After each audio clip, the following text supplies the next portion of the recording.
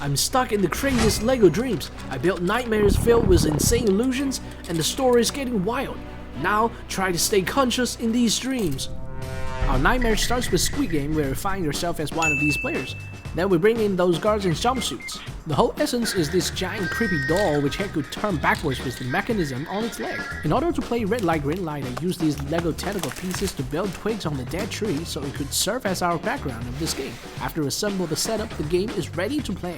By pressing this button, the doll starts to turn its head around. But seriously, this is so creepy. I'd say Lego would never release any official sets. However, we have a new player joining us, the poor Bob. He has no idea why he was brought to this place, but the game starts now. The player starts to run and Bob tries to catch up, but in this nightmare he can't get over it easily. We know that brown Lego pieces are brittle, and when shredded into pieces, they become extremely sharp. Ouch! Just before he reaches the finish line, let's scatter some broken sharp Lego pieces so Bob can't control himself from the pain. The doll's head turns back.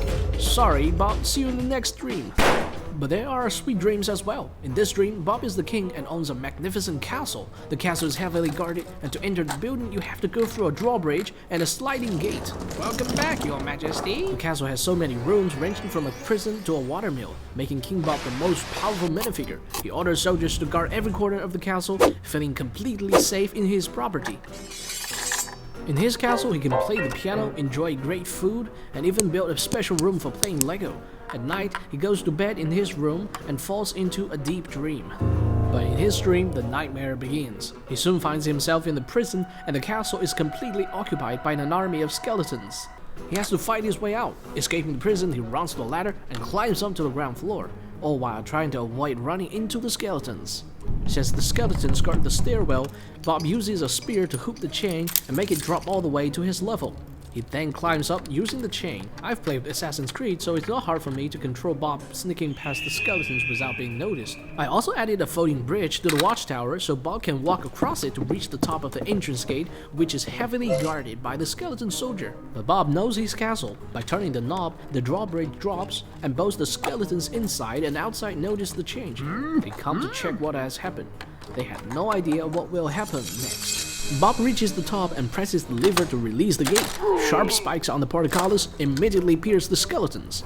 A nightmare skeleton instantly comes to catch Bob, but Bob has no weapon. He backs off and triggers the trap I added to the castle, destroying the skeleton. Bob falls to the ground, landing on his butt, but he has no time to feel the pain, as the skeleton soldiers are everywhere. He hides back on the ground while setting up a contraption at the same time. We can add an elastic band to this lever and push the axle against the shock absorber.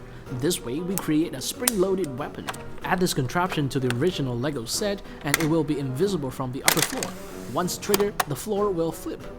Bob clears the indoor skeletons, but faces more enemies outside. Let's help him with my little traps. Under this trapdoor, there is a secret storage. Bob loots the room and retrieves a Lego gear.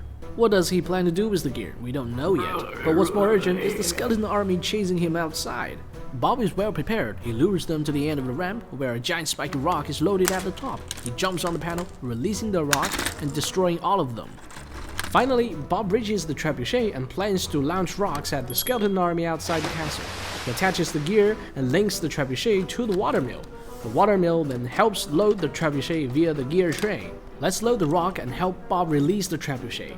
It really throws the rock over the wall. It's quite unusual for Bob to defeat the enemies in the nightmare. If you want to get a really good dream, you can take the subway. Sleeping on the subway is the easiest way to miss your stop. Bob falls asleep because the train sways gently just like a cradle. But he wakes up to his nightmare. He misses his stop and all the passengers have turned into zombies. He forms a circle and closes in on Bob. Step by step, this mechanism uses gear and rack linkage, and you only need to push one of the zombies. One zombie to rule them all. Bob narrowly escapes their attack and runs along the railway, but he's tailgated by another monster, the Choo-Choo Charles spider train. To escape, Bob runs toward another station, trying to catch the last train. The train suddenly opens its mouth. Yep, in this nightmare, the last train is also a monster, and it swallows Bob ruthlessly. When Bob wakes up, he's sitting near a strange well with a scary skull on the wall, and there is something in the well. Suddenly, the light goes out, and in the darkness, the eerie dream continues. It was a minifigure, and it starts to climb out of the well when the knob is turned anti-clockwise.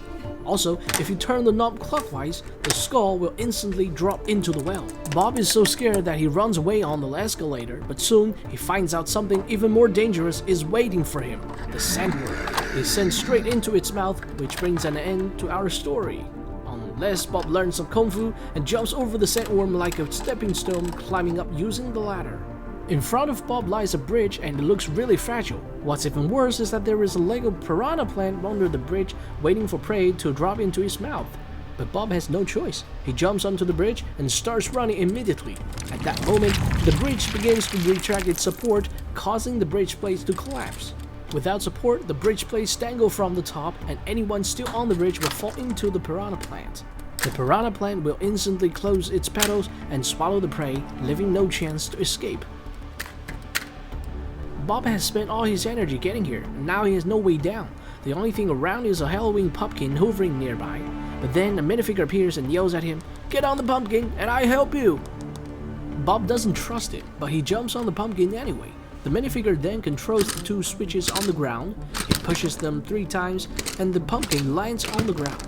The landing was harsh, but Bob is very lucky to have the only good minifigure to help him in this nightmare.